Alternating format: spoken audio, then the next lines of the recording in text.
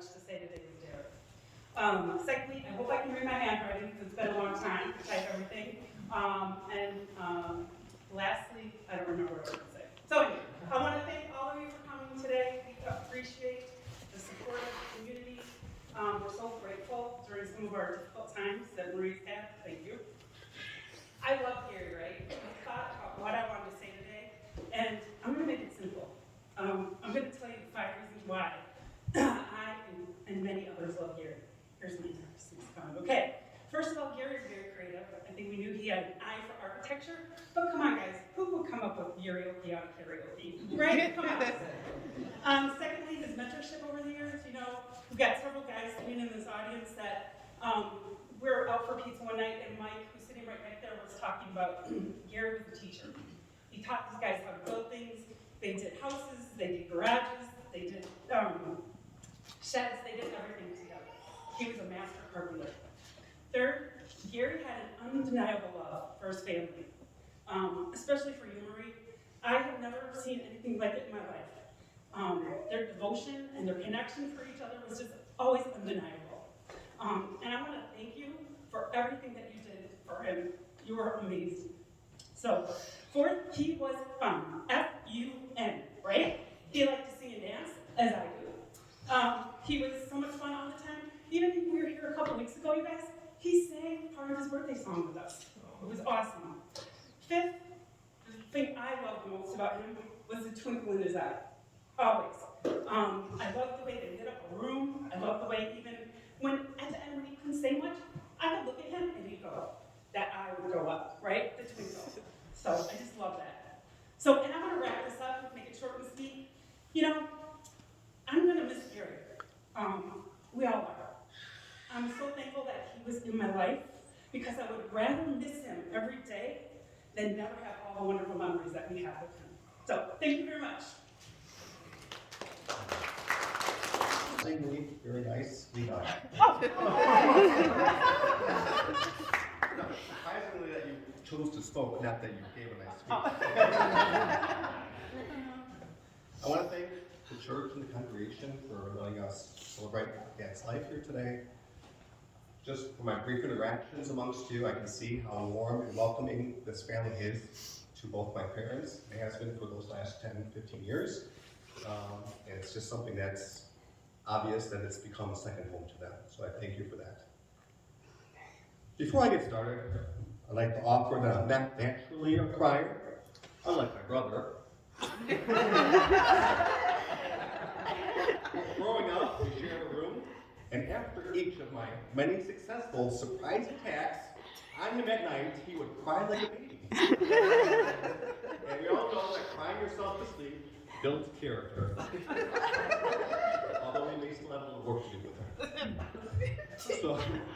So in the event I shed a tear, it's because it's in honor of memory of my dear late father, whereas if you see him crying, he's just relieved not to be sharing a room anymore.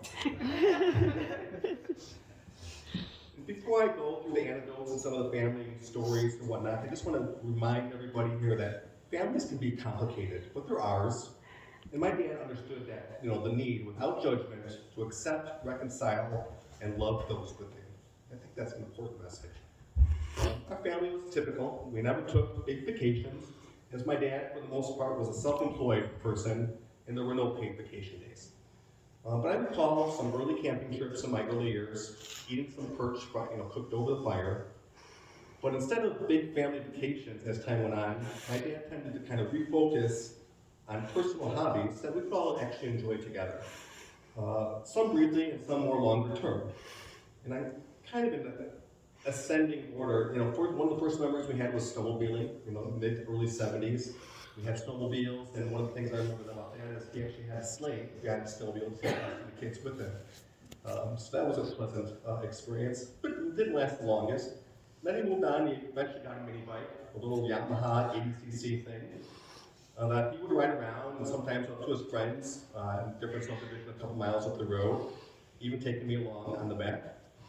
As I was kind of a little bit older, I was probably early teens perhaps at this point, I used to sneak out of the shed and go to the trails near our house. I don't know that I was ever caught exactly, but I did drop it and break a brick lever one time in the yard. But I was really on the trail. He knew better, and I loved him for letting me get away with it anyway. From there, we ended up actually getting into boating as a family. We purchased a lakefront lot across the street from the house and had many adventures boating during my teenage years. My dad was very proud of his boat, starting with a pontoon and eventually getting what I would call a hybrid style boat. It had a tri-hull on the bottom and a pontoon deck on the top. And he was very proud of sharing this with his family in this way, spending mornings out for breakfast or afternoons to a lakefront bar. It was a way to adapt and make the best of circumstances, spending time like this together if we couldn't fly to Hawaii or something like that. And then later in life, as the kids had grown up and moved on, they actually found, my mother and father found themselves enjoying gambling very much, going to the casinos, as well as taking many trips to Las Vegas. So that was kind of became their thing together as a way to vacation and enjoy time together. Since we're so recently here, close to the Christmas holiday season, Christmases growing up, money was tight. Some things were foregone, but the one time of the year that Dad and Mom both made us feel special for us kids was Christmas. In a tradition that kind of left me and perhaps my brother as well on edge every year was wondering whether or not I'd get that one big wish list item for the year. I recall one year wishing so hard for the new video game console called ColecoVision. My parents took great pleasure in stringing us along, so that when we finished unpacking our Christmas Day presents and there was no ColecoVision, I was of course sad, but figured it was pretty expensive for those times. Then my dad had us go to the basement for some reason, where my brother and I found the ColecoVision set up down there for us. It was a grand feeling and another loving memory. To this day, my mother and now Cameron, our niece, have taken this idea of present pranking to crazy heights. Primarily with our son Cedric as the victim. Another of Dad's favorite Christmas ideas was that of crazy gifts. And this is a little bit different than present pranking. I don't know if there's original idea or not, and I never knew of other families buying 2 or 3 kind of gag gifts for the family members each year. As the son, I would most often buy something that reminded him of his receding hairline, which he always took in stride, so he could take a joke and enjoy making them as well, including, on occasion, referring to me as son number 2 in front of my younger brother. The secret was, however, that it was a double reverse inside joke against Daryl, as he asked to stop crying. Grandpa, he was our children's first Santa for us, despite scaring our daughter to tears with that initial meeting. As a child, I loved sports, but my dad wasn't as much into that. We never played catch, or kicked the ball, or shot baskets together. It just wasn't his thing. But he supported us, came to the games, offered encouragement, and always taught us that it was right to pursue the things that make you happy and that we enjoy. But he became more in his element as we grew up. Bring a child's workday happened with a semi-regular frequency as a teenager when he worked the trades. He knew I didn't have the carpenter's gene, but still took me and sometimes friends along to assist on different projects. We remodeled kitchens, added additions, hung signage, or he did those things and I played fetcher and cleaner. He enjoyed those days as the do-it-all guy while working for his friend Ed at E&L Shiloh. Not sure how it came about, but Ed was referred to as Baldy when he wasn't around. But it was always a term of endearment because my father couldn't really talk about being bald. I guess Ed was just more bald. But these were good times until age caught up and working outdoors year-round was more chore than labor fun. Another thing my dad loved is customizing things and doing things his own way. He would customize cars, he would put in sunroofs, he would have special license plates, he would do pinstriping and wind visors and window guards and all these things. Just loved to do all that. On his boat, he liked to call I think we have a picture up here as a matter of fact, called Our Poop Deck, R for Richter, and poop deck because it was this big flat thing like a poop deck on a ocean liner or something, I'm not sure. I never really liked the word poop in the name, but that's personal preference. Style, I mean, we all have our own style, but he was notorious for wearing floods. Basically, his pants were always too short, at least in our fashionably sensitive eyes. He also would wear hats that were kind of a reminder of his lack of style. It was those types of newsboy hats where it's a little bit thicker in the back and kind of narrows down and has this little tiny bill. Those were out of fashion, like I think in the 1930s, and he continued to wear that fashion in the 80s. And also he would customize his homes. You know, we had built-in bars and conquistador statues. We had nautical themes in other places. And so he was always kind of busy as a carpenter, keeping the projects in his mind going. That's something he really enjoyed. Finally, I mean, I would add that my dad was an entertainer, right? So he was, as an entertainer, he was an actor.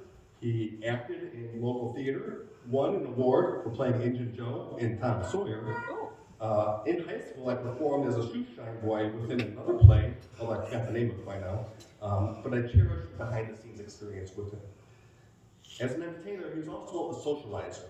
One of my fond memories is how skillfully and diligently he cultivated his friendship circle. He and my mother would have people over regularly, mostly congregating around the bar he built, or he would take me along to visit his friends, usually those living in Pelter subdivision about a few miles away. There was Bob and Lee, Swede and Jim, among others, or to bars where we'd go to bars where someone he knew, there'd be somebody he knew, and I would sit quietly next to him or went to play arcade games while he enjoyed a drink. And he was generous with his time, often stopping at people's hot places to help fix or repair that. And also then, as an entertainer, he was a devoted singer. My dad loved to sing. He was heavily into the karaoke, as we've heard, and would take his setup to the local bars and events for some good times, terrorizing our family's good name.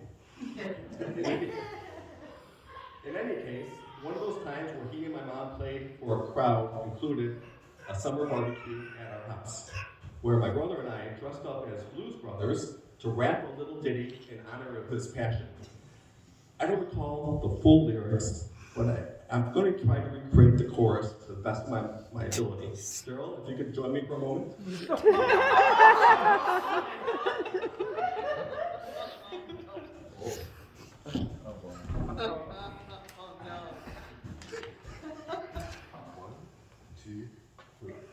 Boom, boom, boom, boom, boom,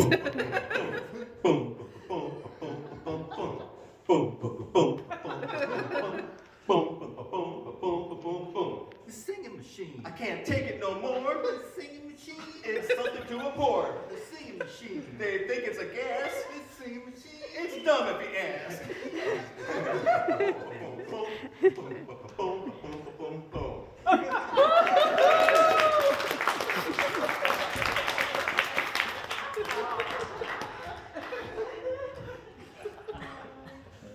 After something like that, and you kind of get our perspective on this whole singing karaoke thing, at least from my brother and my own perspective, imagine my horror years later when my granddaughter starts to sing karaoke with him in public, no less.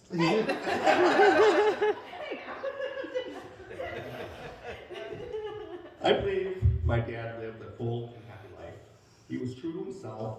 My dad was a shining light. Not like the beacon of a lighthouse, warning of imminent danger, because that would presume he knew better. He was always available to offer a kind word or a piece of advice, but wouldn't stand in judgment of those who did things their own way. He was more like the North Star, to which you want to orient yourself to be more like him. Because he was good, he was gracious, he was supportive, and he was kind. I love you, Dan.